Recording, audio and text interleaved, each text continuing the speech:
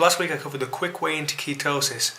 Now, this video I'm going to talk about the SKD diet, the standard ketosis diet, or the stereotypical ketosis diet. Some handy tips for this: probably might want to start by watching my shopping haul video and my day of SKD eating video. Those will give you some sort of like rough ideas what I'm going to be talking about through this video. Let's do this!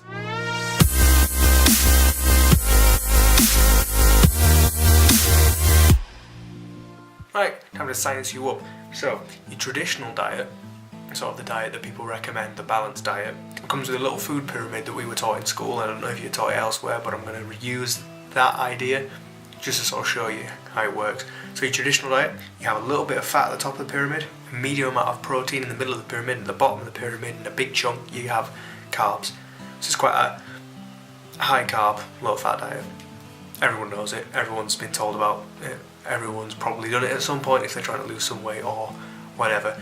For people doing the sort of thing I do, bodybuilding, powerlifting, yada yada yada, the sort of general rule is 60% of your diet is carbs, 20% is fat, and 20% is protein, or 50% is carbs, 30% is protein, 20% is fat. You see how that works.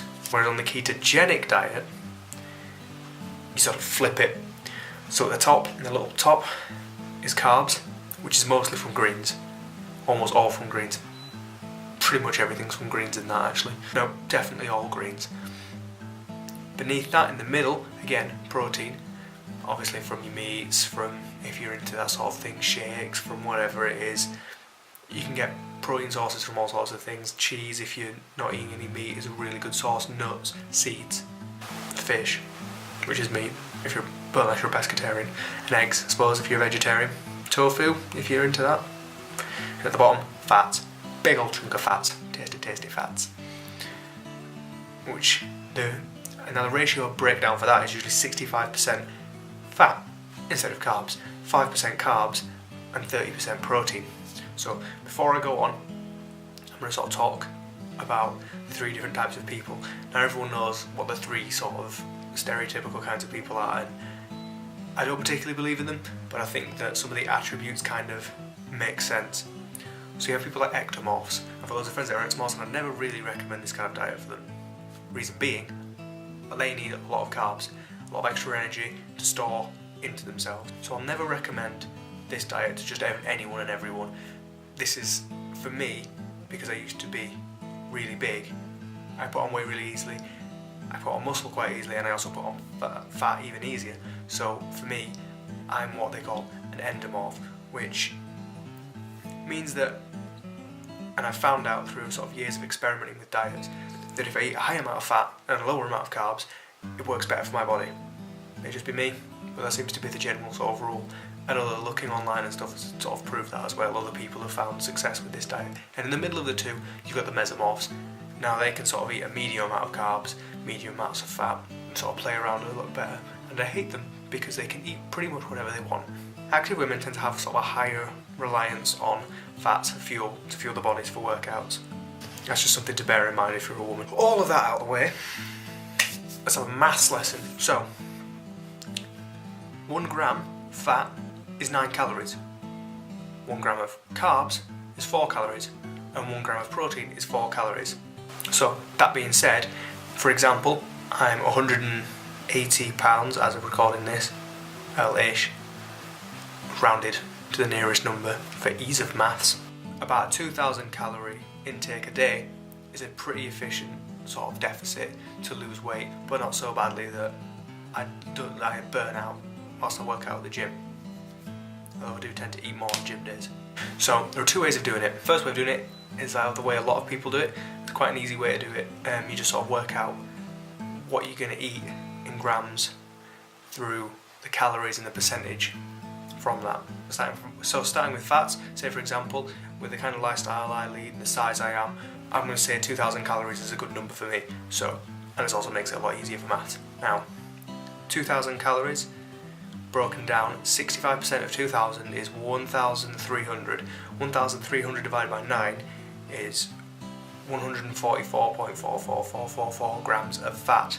So it's 600 calories, which is 30% of the 2,000, which works out at 150 grams of protein in a day, and then your final number will be 100. 100 divided by 4, because carbohydrates have 4 grams, have 4 calories for every gram, works out at 25 grams, which is sort of your average number for ketosis.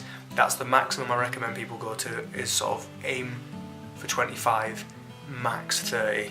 Now the way I work out how much I'm going to eat and how I do it, and how I have been doing it for the past however many years, like 3 years or whatever, is it's quite easy to work out when you work out what sort of level of activity you're at. You know, if you stay still all day and you don't really do much, you don't need as much protein, whereas I do really heavy sort of strength training and bodybuilding, which means I need quite a lot of protein. So if you don't really move a lot, you need 0.7 to 0.8 grams per lean pound. So if you're 180 pounds like me, well, that's rounded up, and say you're at 13% body fat, that's 156 pounds of body mass. So if you're mildly active, you want 0.8 to 1 gram per lean pound. And if you're heavily active, like I like to think I am, doing strength training or bodybuilding, you need 1 to 1.2 gram per lean pound. So, like I said, if I'm 180 pounds at 13% body fat, that's 156 pounds of lean mass. So if you take the medium between the 1 and the 1.2 in the heavily active category, you get 1.1. So 156 times 1.1 is 172 grams of protein. Are you keeping up? 172 by 4 is 688 of protein.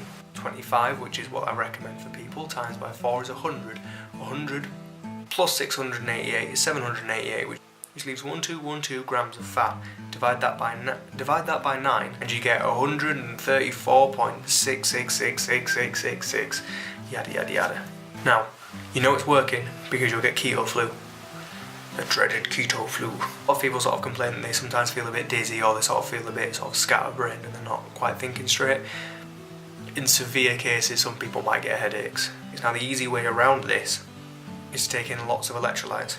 So you should get 5,000 milligrams of salt, or sodium chloride, 1,000 milligrams of potassium, and 300 milligrams of magnesium. Now this can be done in a number of ways. It can be done through multivitamins, it can be done through sort of just keeping an eye on what you eat, measuring it all. There's really efficient ways of doing it, like MyFitnessPal, my Net Diary, stuff like that. Just keep an eye on everything.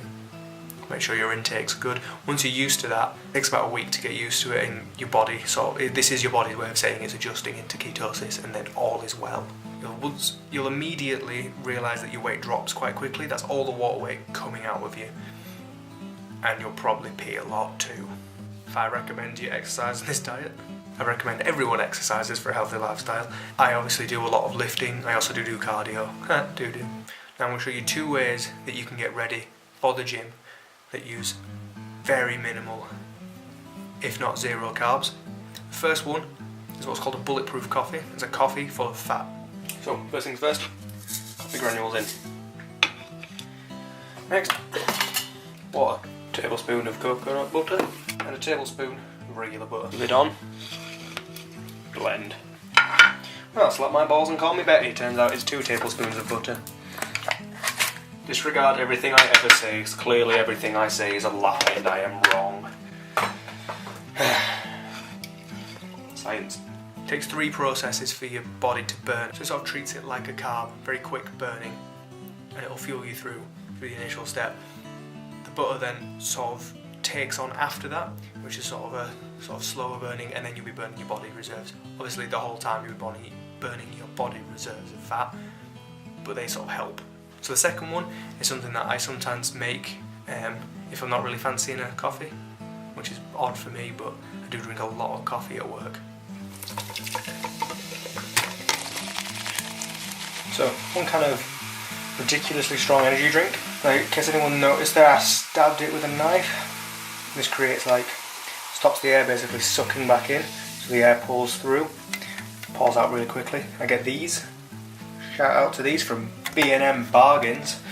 They are 3 for £1, and they seem to be, we're looking at the numbers on the back, a shit lot stronger than all of the other ones I could find available on the market. like Asda and stuff. So blend that up. This step becomes very relevant in a minute. So because this stuff is absolutely laden with stimulants and caffeine, it'll pump you up and get you absolutely ready for the gym. Now, what I tend to add after that is beta-alanine. Now this is why you took the fizz out, because creatine monohydrate. Give that one final blend. Doing a mix between the beta-alanine and the taurine that's in the energy drink, it helps quite a lot. I also do put creatine monohydrate or beta-alanine into coffee as well. I'll get onto supplements and stuff like that in another video. Don't worry too much about those details, they're not that important. But the key thing is sort of getting something into you that stimulates you and gets you ready for the gym. Can you do this if you're a vegetarian or a vegan? And yes, you can. It doesn't matter what your sort of morals are behind eating. I will never tell someone to not eat vegetarian or vegan if that's what they're into, if that's what they want to do. It is a bit more difficult at first. You'll probably be supplementing sort of to get yourself used to eating that way, which is similar to what you do anyway. Certainly similar to what I found myself doing when I first started ketosis. But a good way to get into it is like seeds and nuts and stuff like that. Now don't worry, and this is an important thing which I probably should have included earlier, so if you've managed to make it this far through the video, you're about to learn something that actually might be useful to you now, and it's that you don't need to include fibre in your daily carb count. So if you're eating 100 grams of avocado, which is about 9 grams of carbs, 7 grams of that is fibre, so you're actually only eating 2 grams of carbs. That's really important, especially for vegetarians and vegans who will be eating a lot of nuts and seeds. Obviously the husks and the main body of them are a lot of fibre, but very little in carbs. So things like peanut butter, almond butter, I think I'm just going to name a bunch of nut butters, and seeds are really good. Also firm tofu is also really good for getting your protein in. That's covered a bit of the vegan sort of diet on it. Now vegetarians, you'll be able to eat things like cheese and eggs, and they're really good sort of sources of fats, healthy fats. Cheese and eggs obviously contain quite a lot of protein, and if you're a pescatarian, or however the hell it's pronounced, you can eat oily fishes and fishes obviously, which will help boost your protein, and oily fishes will help boost your fats and your proteins in one go. So that's the gist of the SKD, the standard ketosis diet. Hopefully that's going to give some people some help. Hopefully it's sort of giving you a nice introduction into how to do the diet, in case you were ever wondering. So don't forget to like, share, comment and subscribe. Leave me something to read down below. I'll include the links for my shopping haul and my SKD day of eating, as well as my quick way into ketosis guide. I don't know why I can't.